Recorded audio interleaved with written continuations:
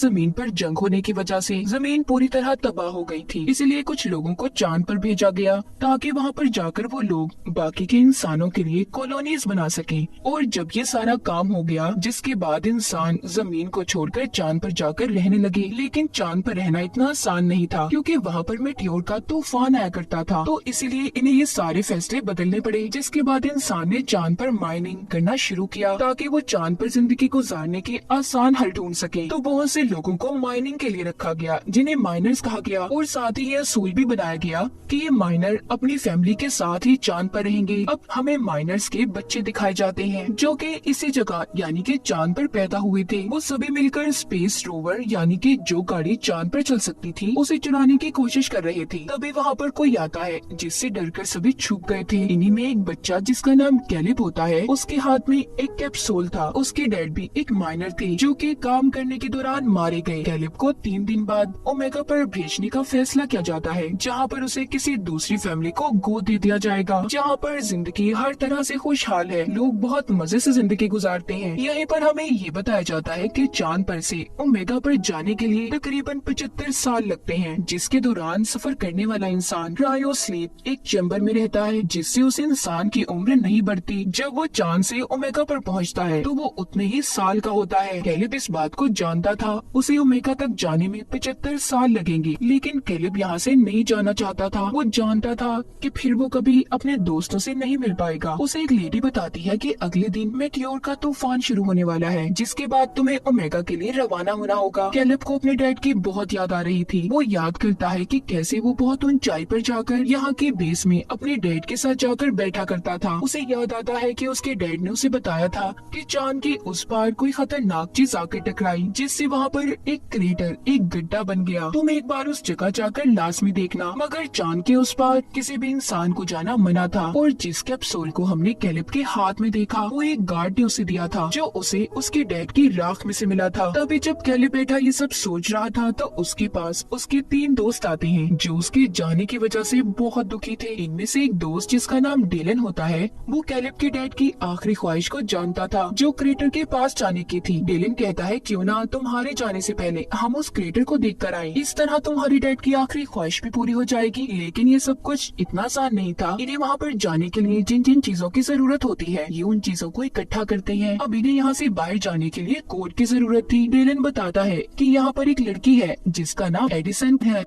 Edison कुछ दिन पहले जमीन से चांद पर शिफ्ट हुई थी। उसका कोई दोस्त भी नहीं था, वो एक साइंटिस्ट की बेटी थी। तो डेलन कहता है क्या पता उसको कोड के बारे में पता हो। जब वो एडिसन से बात करने जाता है तो वो उससे कोई बात नहीं करती और वहाँ से चली जाती है। ये देखकर डेलन उसके पीछे जाता है और उसे अब सारी बात के बारे में बताता है। वो कहता है मैं शुरू से ही तुमसे दोस्ती करना चाहता था, चाहे सब लोग तुम्हें अजीब समझते हो। एडिसन सब सुनकर कहती है ठीक है, मैं तुम लोगों की मदद करने के लिए तैयार हूँ, पर तुम्हारे इस मिशन में मैं भी तुम्हारे साथ जाऊंगी। डेलन उसकी बात सुनकर उसे अपने साथ ले जाने के लिए तैयार हो जाता है। सभी बच्चे रोवर स्पेस के पास पहुंच गए हैं। वो सभी उसे चुरा रहे थे। कैलिब उसके अलार्म के तार को पहले ही खींच देता है ताकि उसका अलार्म ना बज पाए। फिर वो एडिसन का बताया हुआ कोड डालता है, जिससे कि दरवाजा खुल गया था। ये सभी अब जाने के लिए तैयार थे। रोवर को चलाने की जिम्मेदारी डेलन पर थी, क्योंकि इन सब में से वो ही ड्राइविंग जानता था। ये सब वहाँ से निकल जाते हैं। इन्होंने पहली बार चांद की सतह को देखा था। सभी बहुत खुश थे, मगर इन लोगों को मेटियोर के तूफान के आने से पहले वापस आना था, क्योंकि जब मेटियोर की बारिश होती है तो बेस में लॉकडाउन कर दिया जाता था। सफर के दौरान सभी अपने बारे में बताने लगते हैं। कैलिब बताता है कि मेरे डैड ने मुझे बताया था कि कैसे लोगों को चांद पर भेजा गया और फिर उनसे माइनिंग करवाई गई।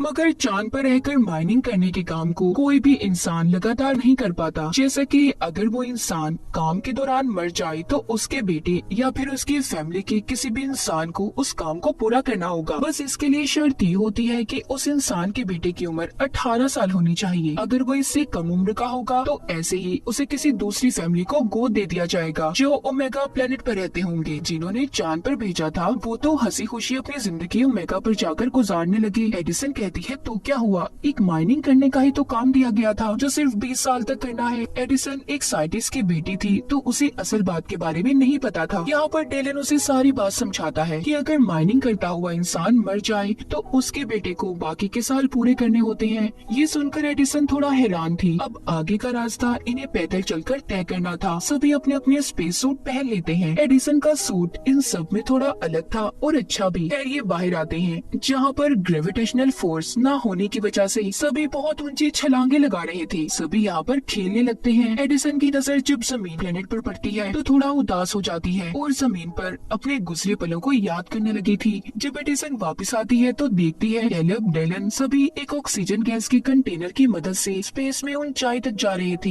इन्होंने खुद को रोवर के साथ रस्सी से बांधा हुआ था ताकि ये स्पेस हवा में दूर तक न जा पाए। एडिसन ये देखकर कहती है ये खतरनाक हो सकता है, ऐसा मत करो, मगर उसकी कोई बात भी नहीं सुनता। जब ये सब कुछ कैलेब का एक छोटा दोस्त करने लगता है तो झटका लगने की वजह से उसकी रस्सी टूट गई थी, जिस वजह से वो स्पेस हवा में दूर चला गया था। ये सब देखकर कैलेब और उसके बाकी के दोस्त ऑक्सीजन सिलेंडर लेकर उसे बचाने की कोशिश करते हैं। सबने मुश्किल से अपने दोस्त को बचा लिया था, मगर इन सब में उनकी बहुत सारी ऑक्सीजन खत्म हो गई थी। इनके पास इतनी भी ऑक्सीजन नहीं बची थी कि ये क्रेटर तक पहुंच पाते। सब बुरी तरह से फंस चुके थे। तभी कैलेब को याद आता है कि उसके एक दोस्त ने बताया था कि इधर ही कहीं पर एक आउटपोस्ट है, क्या पता इन्हें उधर जाकर ऑक्सीजन मिल जाए। ये बात सुनकर कैलेब का दोस्त बोलता है कि मैं वहाँ पर नहीं जाऊंगा क्योंकि मेरे भाई ने मुझे बताया था कि उधर भूत रहते हैं। ये बात सुनकर डेलन उसका मजाक बनाने लगता है और इसी बात पर दोनों की आपस में लड़ाई हो गई थी। ये देखकर कैलेब जोर से चिल्लाता है और कहता है क्या जितना वक्त साथ रहने के लिए बचा है तुम ऐसे ही लड़कर उसे बर्बाद कर देना चाहते हो। इस बात को सुनकर दोनों ने दोबारा से दोस्ती कर ली थी। खैर ये उस आउटपोस्ट पर पहुंच जाते हैं जिधर बहुत अंधेरा था। उधर इन्हें इंसानों की परछाइयां भी नजर आती हैं, जिसे देखकर सभी डर गए थे। लाइट्स जलाने पर इन्हें पता चलता है कि वो कोई इंसान नहीं बल्कि पुतले थे और ये कोई आउटपोस्ट नहीं बल्कि एक ऐसे घर का मॉडल था कि अगर इंसान जान पर रहते तो ऐसे घरों में रहा करते। खैर वहाँ पर इन्हें थोड़ा सा खाना और ऑक्सीजन मिल जाती है। रात भी हो गई थी, इसीलिए सब इधर ही रात गुजारने का फैसला करते हैं। डिलन अपने बारे में एडिसन को बताता है कि मेरे डैड मुझे अकेला छोड़कर चले गए। एडिसन भी अपने बारे में बताने लगती है कि मेरे मॉम डैड की डाइवोर्स तलाक हो गई थी, जिसके बाद मेरी मॉम मेरे भाई को लेकर ओमेगा प्लेनेट पर चली गई। मैं बहुत अकेला महसूस करती हूँ। सब लोग सो गए थे मगर कैलेब और एडिसन अभी भी जाग रहे थे। कैलेब एडिसन से बातें करने लगता है। वो कहता है कि मेरे डैड की मौत के बाद मुझे मेरे दोस्त डिलन ने सहारा दिया, वो ही मेरा सब कुछ है। मैं ओमेगा पर चला जाऊंगा, डिलन बिल्कुल अकेला रह जाएगा, तो इसलिए मेरे जाने के बाद हमेशा उसके साथ रहना। मुझसे वादा करो एडिसन। उसने भी कैलेब से वादा कर लिया था। जब सुबह होती है तो ये लोग दोबारा से अपना सफर शुरू करते हैं, मगर अब इनकी रोवर की बैटरी खत्म हो गई थी।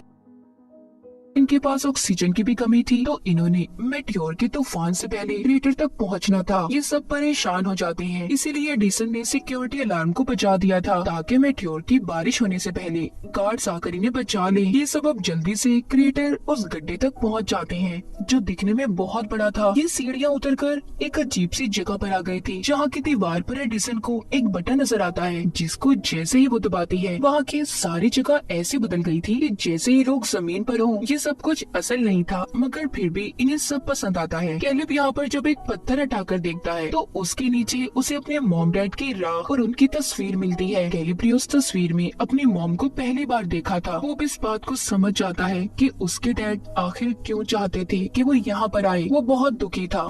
डिलन उसे कहता है कि अपनी जिंदगी के इस हसीन चांस को क्यों गवा रहे हो। यहाँ पर हर इंसान यही चाहता है कि वो माइनिंग के 20 साल पूरा करने के बाद ओमेगा पर जाएगा, और वो बहुत कम लोग होते हैं। तुम्हारे डैड ने भी तो इसीलिए अपनी जान दे दी। यहाँ पर उसे ये बात पता चलती है कि उसके डैड ने जानबूझकर अपनी जान ली थी ताकि कैलेब को ओमेगा पर भेज दिया जाए, वो एक अच्छी जिंदगी गुजार सके, जिसके बारे में कैलेब के अलावा सब जानते थे। डिलन कहता है कि अपने डैड के गिफ्ट को लेने से इनकार मत करो, उन्होंने अपनी जिंदगी देकर तुम्हें ये तोहफा दिया है। तभी इनकी बातों के दौरान एक दोस्त की तबीयत खराब हो जाती है। ये सभी अब जल्दी से उसे लेकर अपनी रोवर तक पहुंचने की कोशिश करते हैं, मगर तभी मेटियोर का तूफान शुरू हो गया था। सभी खुद को बचाने की कोशिश कर रहे थे। एडिसन भी खुद को बचाते हुए इनसे अलग हो जाती है। वो जब किसी को नजर नहीं आती तो कैलेब और डेलन उसे बचाने जाते हैं। एडिसन के हेलमेट में दरार आ गई थी, इसीलिए वो बेहोश हो जाती है। कैलेब और डेलन एडिसन को बचाकर वापस ले आते हैं, मगर इसी बीच डेलन भी गिर जाता है, लेकिन उसे कैलिब ने बचा लिया था। सभी रोवर के अंदर आ जाती हैं, जिसकी खिड़कियां भी मेटियोर के तूफान की वजह से टूट गई थी। इनके पास ऑक्सीजन भी कम थी, तो इसीलिए ये जिंदा अब नहीं रह सकते थे। सभी उसी रोवर में बैठकर अपनी मौत का इंतजार करने लगते हैं। सब समझ गए थे कि अब वो नहीं बच पाएंगे, मगर इन्हें इस बात की खुशी थी कि सभी साथ मरेंगे। जिसके बाद सभी बेहोश हो गए थे। इस हादसे के बाद हमें कहानी कुछ वक्त आगे की दिखाई जाती है। हमें कैलिब दिखाया जाता है जो ओमेगा पर पहुंच चुका है। मतलब उस हादसे को 75 साल हो चुके थे। कैलिब क्रायो स्लीप में था, मगर अब वो जाग जाता है। चांद पर से ओमेगा पर जाने के लिए तकरीबन 75 साल लगते हैं, जिसके दौरान सफर करने वाला इंसान क्रायो स्लीप एक चैम्बर में रहता है, जिससे उस इंसान की उम्र नहीं बढ़ती। जब वो चांद से ओमेगा पर पहुंचता है तो वो उतने ही साल का होता है। उसे अपने दोस्तों के बारे में जानना था। तभी एक नर्स आकर उसे एक ऑडियो डिवाइस देती है, जिसमें उसके दोस्तों के मैसेजेस रिकॉर्ड थे। उसे पता चलता है कि उस दिन इन सभी को बचा लिया गया था। उसके दोस्त अपनी आधी से ज्यादा जिंदगी गुजार चुके हैं। जैसे कि एक दोस्त ने अपनी बेसबॉल टीम शुरू की और दूसरा दोस्त एडमिनिस्ट्रेटर बन गया, तो बाकी वादे के मुताबिक एडिसन ने डेलन से शादी कर ली थी। अपने दोस्तों की जिंदगी के बारे में जानकर, उनकी बढ़ती उम्र की आवाज को सुनकर कैलिब बहुत खुश होता है, मगर अभी भी